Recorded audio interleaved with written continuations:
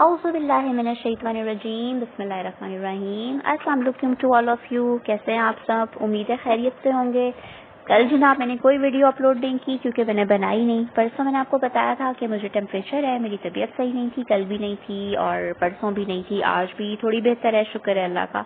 और मज़े की बात ये हुई कि मेरी मेट का भी एक्सीडेंट हो गया 2-3 दिन पहले, तो वो भी लीव पर है, छुट्टियों पर है, तो एक्स्ट्रा प्रेशर आ गया। अपनी तबीयत भी मेरी सही नहीं थी और फिर थोड़ा सा एक्स्ट्रा प्रेशर काम का था, तो मैं इस पे काम नहीं कर सकी। ठीक है, अच्छा अब आज भी बड़े मज़े की बात यह है कि हमने स्टार्ट तो करना है क्वेश्चन नंबर 17 से। मेरी थोड़ी सी आदत है कि जब मैं ये IKMC करती हूँ ना, तो मैं एक नज़र जैसे 5-6-7 क्वेश्चन पे लगा लेती हूँ कि ताकि जल्दी जल्दी हो जाए। तो मैंने आज बिल्कुल नहीं देखे हुए, ठीक है, तो पता नहीं मुझसे कोई ब्लंडर स्लंडर नहीं हो जाए आज, क्योंकि मैं अभी बिल्कुल इसको आउट ऑफ टच होके बैठी हूँ, ठीक है, इस वक्त। लेकिन खैर चलिए हम अपना काम स्टार्ट करते हैं, कितने सवाल होते हैं देखते हैं। बिस्मिल्लाहिर्रहमानिर्रहीम। हम क्वेश्चन नंबर 17 से कर रहे थे। 17 आज स्टार्ट करना है। बहुत मजे का सवाल है। एक रैबिट और एक हेजहॉग है, उसमें रेस लगी है और एक सर्कुलर ट्रैक पर ये रेस है और ये 550 मीटर्स का सर्कुलर ट्रैक है, ठीक है। अब वो both run at constant speed पे बोथ जा रहे हैं और रैबिट की स्पीड 10 है और हेजहॉग की स्पीड 1 है, ठीक है। अब उनका सेम टाइम सेम पॉइंट है, यानी जिस टाइम उन्होंने स्टार्ट किया वो पॉइंट भी सेम है और उनका डिस्टेंस मतलब टाइम भी सेम है। अब लेकिन जो हेजहॉग है ना, वो उसकी ऑपोजिट डायरेक्शन में जा रहा है रैबिट की, तो कोर्स के ऑपोजिट डायरेक्शन में जा रहा है तो उसको कहीं ना कहीं तो मीट करेगा, ठीक है। अब कहीं ना कहीं मीट करेगा तो जाहिरी बात है कि उनका मीटिंग जो डिस्टेंस है, या उनका मीटिंग डिस्टेंस नहीं, मीटिंग टाइम कैसे निकलेगा कि वो कितने टाइम के बाद मीट करेंगे, वो वही फॉर्मूला है जो मैंने आपको PMO में करवाया है। लेकिन यहाँ पर वो सवाल ये कर रहे हैं कि बताएं, पहले तो मैं आपको सवाल समझाती हूँ। ये 550 मीटर्स का सर्कुलर ट्रैक है, रैबिट यहाँ से जा रहा है, मैं इसको R लिख देती हूँ। हेजहॉग इस पॉइंट से इधर उल्टा उसकी डायरेक्शन में, ऑपोजिट डायरेक्शन में जा रहा है। हेजहॉग की स्पीड 1 है, रैबिट की स्पीड 10 है, ठीक है। अब मैंने आपको बताया था कि अगर हमने टाइम निकालना हो और दो लोग एक दूसरे को अप्रोच कर रहे हो, चाहे वो सर्कुलर ट्रैक पर अप्रोच कर रहे हैं या वो स्ट्रेट लाइन में अप्रोच कर रहे हैं, तो उसका एक ही फॉर्मूला है। उसका फॉर्मूला ये है कि अप्रोचिंग टाइम होता है टोटल डिस्टेंस अपॉन दोनों की स्पीड को प्लस कर लें, तो 1 + 10, 10 इसकी स्पीड है, 1 इसकी स्पीड है 11, यानी 550 को जब आप 11 से डिवाइड करेंगे तो आपका आंसर आ जाएगा 50, यानी 50 सेकंड्स के बाद वो एक दूसरे को मीट कर जाएंगे। अब 50 सेकंड्स के बाद क्योंकि ये 10 की स्पीड से भाग रहा है रैबिट, तो 10 को आप 50 से मल्टीप्लाई करेंगे 500, यानी इसने 500 का डिस्टेंस कवर किया होगा, ये डिस्टेंस 500 होगा। और ये जो हेजहॉग है तो इसने जो है ये 50 सेकंड्स के बाद, क्योंकि ये 1 की स्पीड से भाग रहा है, तो 50 क्लिक किया होगा। इन दोनों डिस्टेंस को ऐड करें तो देखें 550 आएगा। इसका मतलब हमारा यहाँ तक सवाल बिल्कुल सही है। अब आपने ये बताना है कि ये जो हेजहॉग है ना, यहाँ तक तो आ गया, यहाँ पर मीटिंग पॉइंट हो गया इनका, ठीक है। अब इस पॉइंट पर ना रैबिट तो अपनी ही डायरेक्शन में, इसी डायरेक्शन को फॉलो करेगा, लेकिन हेजहॉग उल्टा हो जाएगा, यानी इधर भागने की बजाय वो वापस रैबिट के पीछे लग जाएगा। अब आपने बताना है कि रैबिट के कितनी देर के बाद पहुंचेगा। रैबिट की तो स्पीड ज्यादा है, रैबिट जल्दी पहुंचेगा।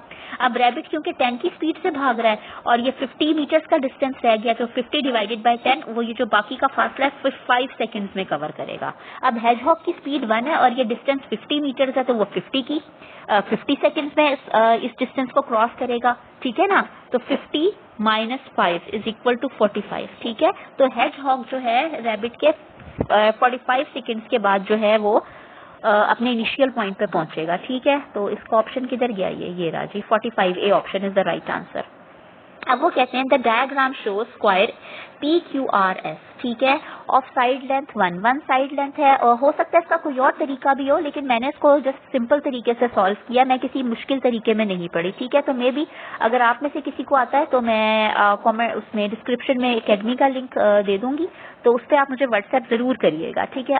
आगे है the mid points of RS is marked U and the centre of the square is marked W, ठीक है, ये तो कोई मसला ही नहीं है। अब वो कह रहे हैं line segments TW, UW and VW split the square into 3 regions तो है, लेकिन किसके हैं, ऑफ इक्वल एरिया के रीजन्स है। What is the length of SV, उन्होंने कहा SV की लेंथ बताएं।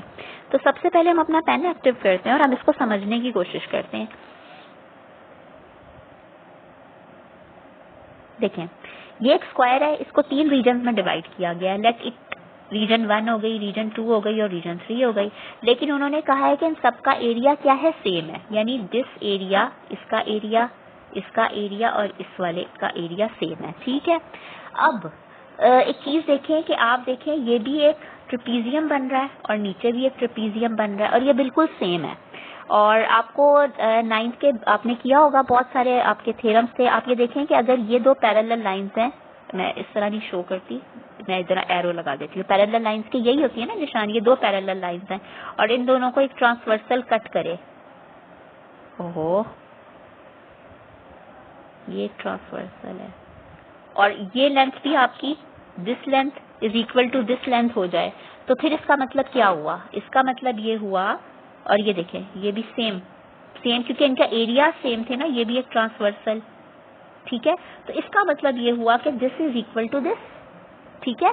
मसला ये है कि हमने ना ये बताना है, अगर आप इसको इस साइड को 1 लेते हैं ना तो ये 1/2 हो गई। मसला ये है कि ये इसका हाफ नहीं है, यानी एक मिनट में थोड़ा सा इसको क्लियर करूं। मसला पता है क्या है?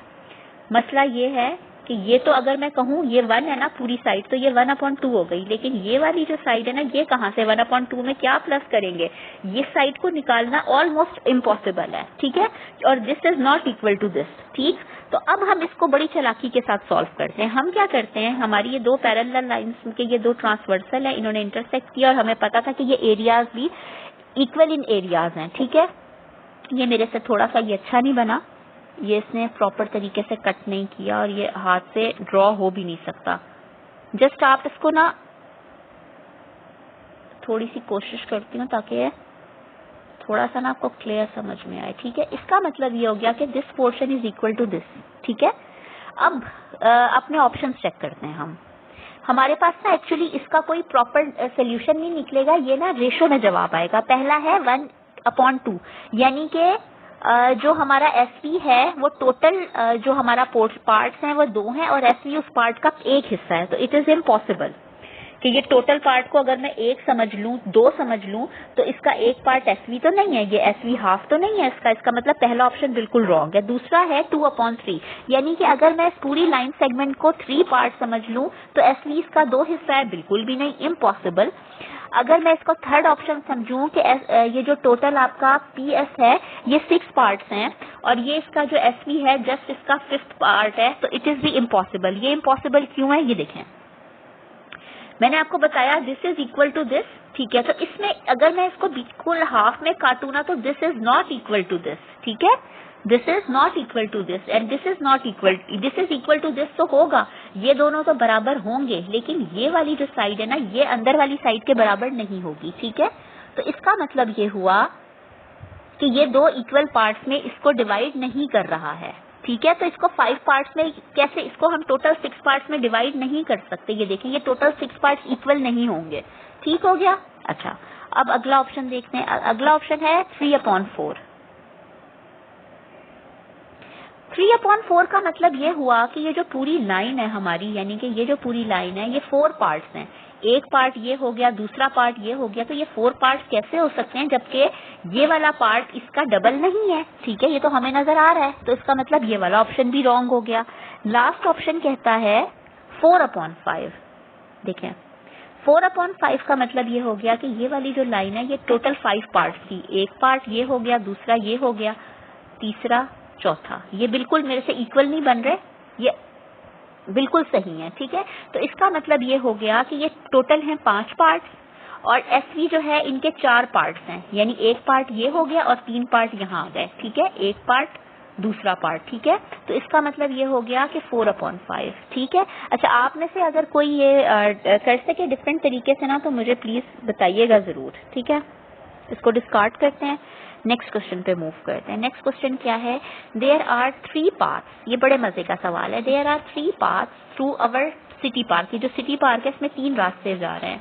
Are tree is planted in the middle of the park, tree जो है वो मिडल ऑफ द पार्क में आप देख रहे हैं प्लांट किया गया है। वो ये कह रहे हैं कि what is the smallest number of trees जो हम लगा सकें that need to be planted so that there are the same number of trees on both sides of each of the park. पहले तो बच्चों को पार्क की समझ ही नहीं आनी क्योंकि मुझे भी नहीं आ रही थी, ठीक है। तो हम 3 पार्क की नहीं, सॉरी, पाथ की समझ नहीं आनी। एक पाथ को हम डिफरेंट कलर से पाथ ड्रॉ कर लेते हैं।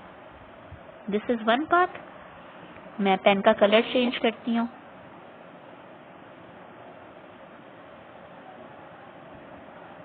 दिस इज द, इसको थोड़ा मोटा कर, सेकंड पाथ,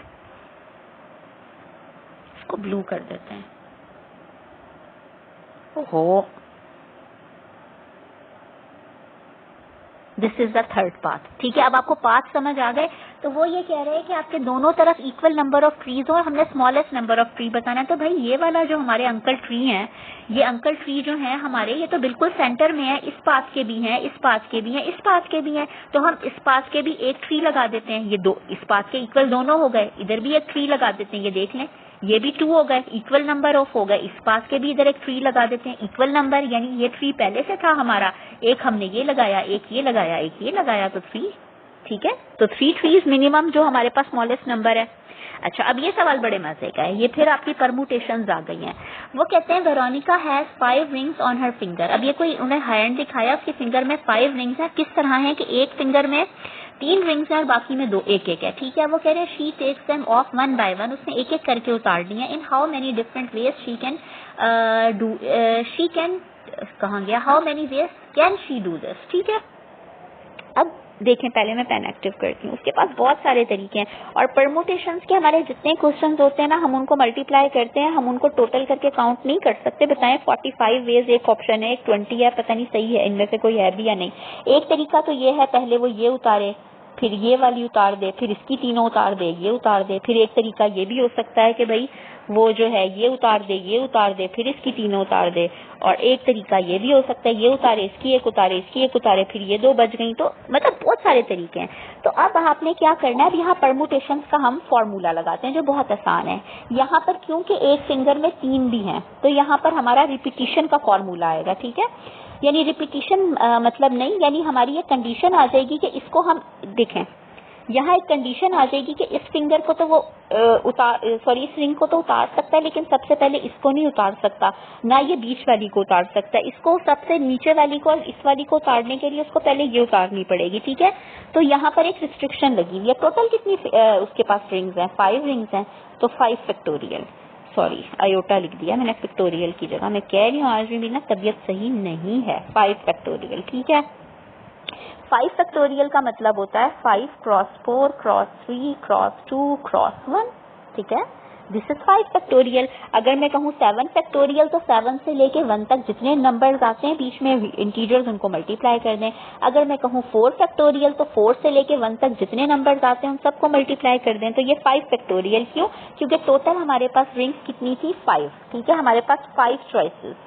अब एक जो आपकी फिंगर है उसमें 3 रिंग्स हैं, यानी यहाँ रिस्ट्रिक्शन लग गई, डिवाइडेड बाय 3 फैक्टोरियल। ठीक है, 3 फैक्टोरियल का मतलब 3 क्रॉस 2 क्रॉस 1। ठीक है, अब ये 3 क्रॉस 2 क्रॉस 1 को 3 क्रॉस 2 क्रॉस 1 ने कैंसिल कर दिया, क्या बचा 5 क्रॉस 4, यानी 5 multiply 4, answer is 20। Clear, this is very simple. Next है जी, अच्छा क्वेश्चन नंबर 21, 2 कंग्रुएंट आइसोसेल्स। अब यहाँ कंग्रुएंट भी है और आइसोसेल्स भी हैं। कंग्रुएंट का मतलब ये है कि इसकी सारी साइड्स की लेंथ भी बराबर है, और आइसोसेल्स का मतलब ये है कि इसकी 2 साइड यानी परपेंडिकुलर और बेस भी इक्वल इन लेंथ है। ठीक है, each have a square inscribed. अब इन दोनों में एक स्क्वायर है, वो इंस्क्राइब्ड है। और the square mark P has an area of 45। अब ये जो हमारे पास P है ना, इसका एरिया कितना है, 45। एरिया P का 45 है, तो what is the area of the square? ये जो स्क्वायर R है ना, इसका एरिया बताना है। ठीक है, तो हम अपना पेन एक्टिव करते हैं। बहुत मजे का क्वेश्चन है, थोड़ा सा कॉम्प्लिकेटेड है मगर इतना नहीं है। अब मजे की बात यह है कि इसका एरिया हमें गिवन है, इसका हमने निकालना है। ठीक है, इसका गिवन है और इसका हमने निकालना है। अब उन्होंने हमें कहा कि ये कंग्रुएंट ट्रायंगल्स है, इसका मतलब this is equal to this side is equal to this. ठीक है, and this side is equal to this. Clear, यानी अगर हम इस ट्रायंगल की सारी साइड्स निकाल लें तो हमें इसकी भी सारी साइड्स पता चल जाएंगी। बहुत आसान है, निकाल लेते हैं। ठीक है, थोड़ा सा इसको रेस करते हैं। अच्छा, अब पहले इसको सब क्लियर कर देते हैं। ठीक है, अब मैंने आपको ये तो बता दिया ना, ये मैं आपको बता चुकी। ठीक है, अब ये जो है ये 45 इसका एरिया है। 45 का मतलब ये हो गया कि आपका जो एरिया है, अगर एरिया का होता है एक्स स्क्वायर 45 है, तो एक साइड की लेंथ कितनी हो गई? Square root of 45। अब आपके पास दो तरीके हैं, आप स्क्वायर रूट ऑफ 45 को 3 स्क्वायर रूट ऑफ 5 भी लिख सकते हैं, लेकिन इतनी कॉम्प्लिकेशन करने की जरूरत है नहीं, ठीक है। 45 का स्क्वायर ही ले लें, ठीक है। अब अगर आपको पता है कि ये देखें, अगर आप ये देखें, इसको यहाँ से ड्रॉ करें तो आपको पता चल जाएगा ये भी एक बिल्कुल आइसोसेल्स ट्रायंगल बन रही है, यानी this is equal to this. अगर ये स्क्वायर रूट ऑफ 45 है तो ये लेंथ भी कितनी हो गई? Square root of 45। और इस पूरे की लेंथ कितनी हो गई? इस पूरे की लेंथ हो गई 2 स्क्वायर रूट ऑफ 45। तो भाई this is equal to this, तो इसका मतलब इस साइड की लेंथ भी 2 स्क्वायर रूट 45 हो गई, ठीक है। और आपको पता है कि this is equal to this, तो ये भी 2 स्क्वायर रूट ऑफ 45 है। और आपको पता है this is equal to this, तो ये भी 2 स्क्वायर रूट ऑफ 45 है, ठीक है।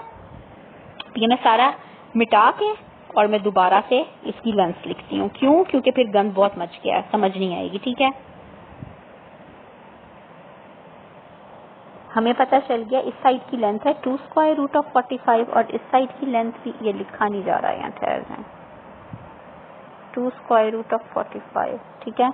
अब हमने निकालनी है ये साइड, ठीक है, क्योंकि हमें पता है this is equal to this, तो हमें ये भी आ गई this is equal to this. ये हमारे एक्चुअली काम की नहीं है। क्यों? आप इसको गौर से देखें, इस साइड को, ये बिल्कुल 3 इक्वल पॉइंट्स में, पोर्शंस में डिवाइड है। क्योंकि अगर आप, मैं इधर एक इसको, ये देखें, अगर मैं यहाँ डायगोनल बनाऊं तो ये पूरी एक आइसोसेल्स ट्रायंगल बन गई है। इसका मतलब ये हुआ कि ये जो साइड है ना, ये इक्वल इन लेंथ है, यानी ये जो एक पूरी साइड है इसको 3 कंग्रेंट 3 इक्वल पोर्शंस में कह दें या 3 इक्वल सेगमेंट्स में डिवाइड किया गया है। अगर मैं इस पूरी साइड की लेंथ निकाल लूं तो मैं इसको डिवाइडेड बाय 3 करूं ना, तो मेरे पास इस एक साइड की लेंथ आ जाएगी। यानी अगर मैं इस पूरी साइड की लेंथ निकाल लूं और उसको मैं 3 से डिवाइड करूं तो मेरे पास इस एक स्क्वायर की एक साइड की लेंथ आ जाएगी, तो इसका एरिया भी निकालना बहुत आसान हो जाएगा, ठीक है। तो मैं इस 2 स्क्वायर रूट ऑफ 5 और 2 स्क्वायर रूट ऑफ 45 और इन दोनों से मैं इसका हाइपोटेन्यूज निकाल लेती हूँ। कैसे? पाइथागोरस थ्योरम आप सबको आता है। पाइथागोरस थ्योरम क्या कहता है? पाइथागोरस कहता है दिस का स्क्वायर, यानी ये जो हाइपोटेन्यूज का स्क्वायर है HYP का स्क्वायर बराबर होगा दिस का स्क्वायर प्लस दिस साइड का स्क्वायर, यानी 4, 2 का स्क्वायर 4 हो गया, 45 का स्क्वायर रूट है तो ये कुछ भी नहीं हुआ, यानी 4 को जब आप 45 से मल्टीप्लाई करेंगे तो 180, ठीक है। और उस साइड का भी 180 प्लस 180 कितना हो गया आपका? 360, ठीक। तो यानी दिस साइड आपकी आ गई स्क्वायर रूट ऑफ 360। क्या आ गई? Square root of 360। अगर मैं इसको ले लेती ना स्क्वायर रूट ऑफ 45 को तो बड़ा आसान हो जाता। मुझे अब इसको खोलना पड़ेगा। आसानी पता है किसमें है? मैं आपको बता देती हूँ, ठहरें, इसको मैं दोबारा कर देती हूँ क्योंकि फिर मेरे लिए भी आसानी हो जाएगी। मैंने आपको बताया था कि इसका एरिया 45 है ना, तो इसकी एक साइड हो गई स्क्वायर रूट ऑफ 45 और स्क्वायर रूट ऑफ 45 का मतलब है 3 स्क्वायर रूट ऑफ 5, ठीक है। अगर ये 3 स्क्वायर रूट ऑफ 5 है तो ये भी 3 स्क्वायर रूट ऑफ 5 है, यानी ये पूरी साइड कितनी हो गई? 6 स्क्वायर रूट ऑफ 5, ठीक है। इस तरह करने में बहुत आसान हो जाएगा। और आपको पता है this is equal to this, तो ये भी 6 स्क्वायर रूट ऑफ 5 है, ठीक है।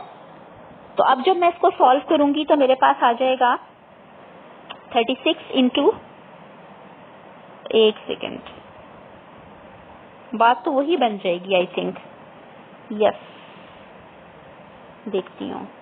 6 स्क्वायर रूट ऑफ 5 का स्क्वायर लिया प्लस 6 स्क्वायर रूट ऑफ 5 का स्क्वायर लिया, तो ये मेरे पास आ गया 6 कॉमन ले लूँ अगर 6 का स्क्वायर और 2 स्क्वायर रूट ऑफ, यस, 6 का स्क्वायर आ गया और ये आ गया आपके पास 10, बिल्कुल। तो ये आपके पास आ जाएगा 6 स्क्वायर रूट ऑफ 10, ठीक है। इस साइड की लेंथ आपके पास आ जाएगी 6 स्क्वायर रूट ऑफ 10, ठीक है। तो जब आपके पास ये इसके बराबर है 6 स्क्वायर रूट ऑफ 10 को आप 3 से डिवाइड करेंगे तो क्या आएगा? 6 स्क्वायर रूट ऑफ 10 को आपने 3 से डिवाइड किया तो ये आपके पास आ गई 2 स्क्वायर रूट ऑफ 10, यानी इस साइड की जो लेंथ है वो है 2 स्क्वायर रूट ऑफ 10, ठीक है। This is the length of 2 square root of 10 is length of all one side of this square are, ठीक है। तो आपको एरिया पता है क्या होता है? एरिया क्या होता है? एरिया होता है स्क्वायर का एक्स स्क्वायर। तो अगर आपके पास एक साइड की लेंथ है 2 स्क्वायर रूट ऑफ 10, तो इसका जब आप स्क्वायर लेंगे तो ये क्या आ जाएगा? 2 2 जा 4 और 10 का स्क्वायर रूट उसको खत्म कर देगा, आंसर इज 40। ठीक है, तो आई होप ये मैंने थोड़ा सा जल्दी किया है, ये आपको ना शायद इसकी समझ ना आई हो, ये मैं आपको थोड़ा सा एक दफा करके दिखा देती हूँ। मैं आपको बता रही हूँ ना कि आज मैं थोड़ा सा इसको प्रैक्टिस करके नहीं बैठी, मैंने एक नज़र देखा नहीं है क्वेश्चंस को जल्दी, बल्कि मैं इसको डिस्कार्ड कर देती हूँ, डिस्कार्ड करके मैं इसको दोबारा ओपन कर देती हूँ। अगर आपको इसकी समझ नहीं आई तो जस्ट ओनली 1 मिनट लगेगा। ठीक है, क्योंकि जब हम ठीक से काम कर रहे हैं तो हम सारा करें। ठीक है, हमने निकाल ली थी, इस पूरे की लेंथ आई थी 6 स्क्वायर रूट ऑफ 5, क्योंकि ये इसके कंग्रेंट था, यानी आइसोसेलेस ट्रायंगल थी, तो ये भी 6 स्क्वायर रूट ऑफ 5 आई। तो अब हमने ये साइड निकाल ली है, तो हमें पता है ये साइड किसके बराबर होगी, ये साइड बराबर होगी स्क्वायर रूट ऑफ, मैं ये फॉर्मूला डायरेक्ट लगा रही हूँ, 6 का स्क्वायर, 6 एक सेकेंड, 6 स्क्वायर रूट ऑफ 5 का square plus 6 square root of 5 का स्क्वायर, तो ये हो गया स्क्वायर रूट में 2 6s आर, नहीं इस तरह भी गलत हो रहा है, मैंने इसको पता है आसान तरीन करना चाह रही हूँ। ठीक है, तो ये हो गया आपका 6 स्क्वायर रूट ऑफ 5, और मैं इसको ना बिल्कुल किसी और तरीके से आसान नहीं कर रही, मैं इसको डायरेक्ट कर रही हूँ ताकि जान छूटे। ठीक है, क्योंकि मैं भी थक गई और तंग आ गई, और आप लोग भी आज परेशान हो गए होंगे कि ये जो है ये आज किस तरीके से काम चल रहा है। ठीक है, तो जब आप इसका 6 का स्क्वायर लोगे, ठीक है, तो ये आ जाएगा 36 मल्टीप्लाई बाय 5, यही आ जाएगा। और जब आप 36 और इसको 5 से मल्टीप्लाई करोगे तो जाहिर बात है कि ये प्लस 36 मल्टीप्लाई बाय 5 है, 2 टाइम्स है, तो आप इसका 36 मल्टीप्लाई बाय 10 लिख सकते हैं। जब आप इसका स्क्वायर रूट लेंगे तो ये आपका आ जाएगा 36 का स्क्वायर रूट 6 और 10 का 6 स्क्वायर रूट ऑफ 10। ठीक है, ये आप कैलकुलेटर पे भी लेके चेक कर सकते हैं। ठीक हो गया, चलें जी, तो बस अब इतना, आज के लिए इतना बहुत है, तो मिलते हैं किसी और वीडियो में, तब तक अपना ख्याल रखिएगा, अल्लाह।